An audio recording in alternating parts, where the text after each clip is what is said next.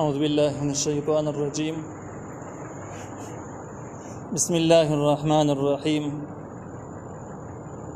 فكذبوه فأنجيناه والذين معه في الفلك وأغرقنا الذين كذبوا بآياتنا إنهم كانوا قوما عمين. سورة الأعراف 64 نمبر آیت.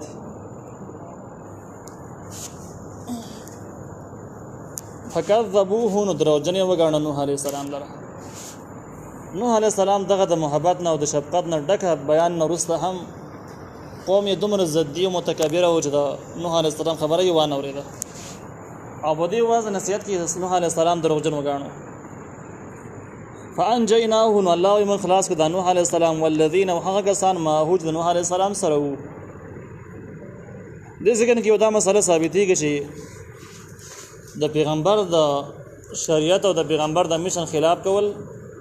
او هغه تر دروغ نسبت کول د الله تعالی ذات دعوت ورکول دي.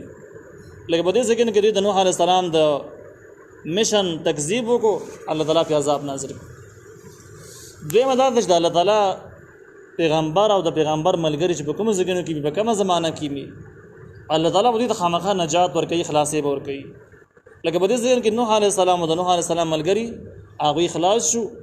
او دومره سخت طوفان کې د غرونو په سرونو کې هم الله تعالی دې ته مکمل نجات ورکړي، خلاص شو. نو الله تعالی وایي فانجیناه من خلاص کو د نوح علیہ السلام والذین وهغه کسان معه د سره په البر کې فکشتای کې نوح علیہ السلام سره فکشتای کې څومره خلک ور سره په دې باره کې اگر چې روایت مختلف موجود خو کلک ثبوتونه چې کوم دي نه غراتیا روایت اتیاو پوری روایت شته، یعنی اتیا کسان د نوح علیہ السلام ملګری. بیا ځین روایتو کې دا هم دي چې په دغه اتیاو کسانو کې صریح زنانه او صریح نارینه وو. بیا د ابن کثیر د وینا مطابق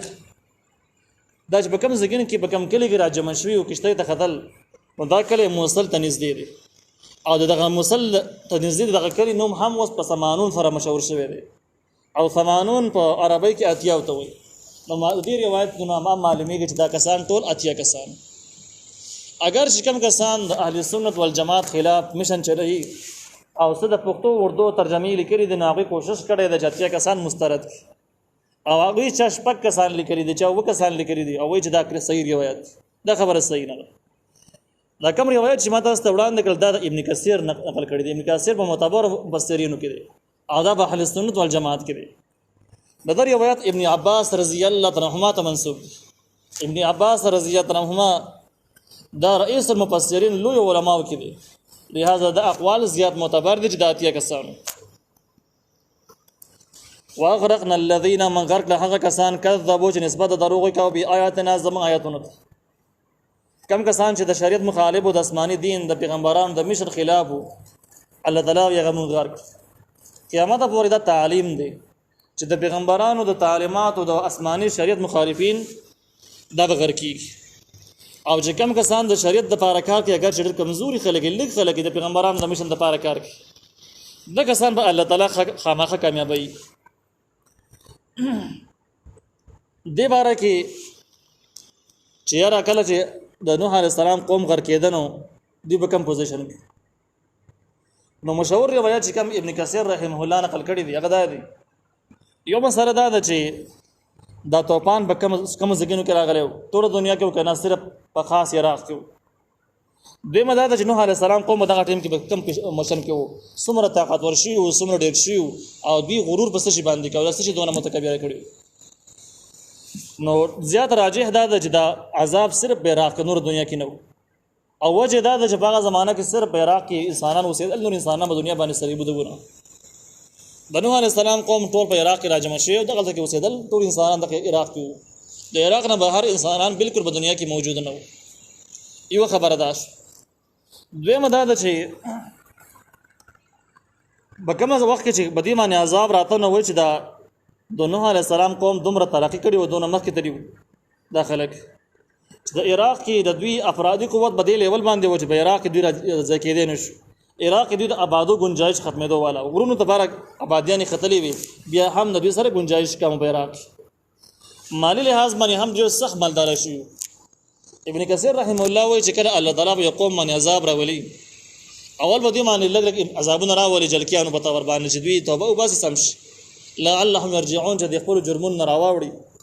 چې کله به دې باندې سم نه شي نو الله تعالی به د هر قسم دروازې کولاو کړي د نعمتونو د اولادونو د ځمکو د بارانونو هر قسم پراخي ور باندې راولي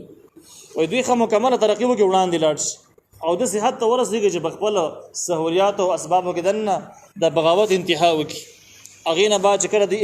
بخپل پراخه کې انتها ته ورسېږي دغه د غر کې دوه ټیمې د دې نه بعد عذاب شروع کېږي او دا تاریخ هم دغه شان کې لیکلي دي چې عراق خلک دغه ټیم کې د نوح علیه السلام قوم د دې مالداري او د دې زیاتوالی په عراق کې بیخي مثالي و د دې نه وروسته چې کوم تاریخونه دي کوم قومونه چې هلاک شوي دي لوی قوتونه لکه باغې کې فرانس او دغه شان کې جاپان روس لوی قوتونه چې هغې په خپل وخت کې عسکري لحاظ باندې هم حد کړی و په وسایلو کې هم انتهایي حد کړی و او د هغې نه بعد د دنیا د نیولو خوبونه لیدل نو چې کله دوی په خپل قوت کې حد ته ورسېدل افرادي قوت او مالي قوت د هغې نه بعد الله تعالی دوی په سختو عذابونو سره ونیول هلاک نو دا د قیامته پورې یو معمول شو چې کم قوم الله هلاکوي نو هغې له زبردست قوت او صلاحیت ورکړي مالي قوت او افرادي قوت ولا انتهایي زیات کړي د هغې نه بعد یې راونیسي نو الله وایي من غرق له هغه کسان کذبو چې هغوی نسبت د دروغ وکړو بآیاتنا زموږ آیتونو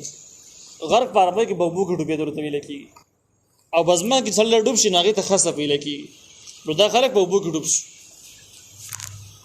انهم یقینا دوی کانو قوما داسې قوم عامین چې ړانده وو دا د نوح علیه السلام د قوم مختصره واقعه او تفسیري نه وه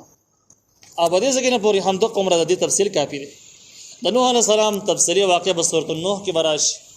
او په سورة الهود کې به دا بیان دوباره راشي هلته کې دا واقعه انتهایي په تفصیل سره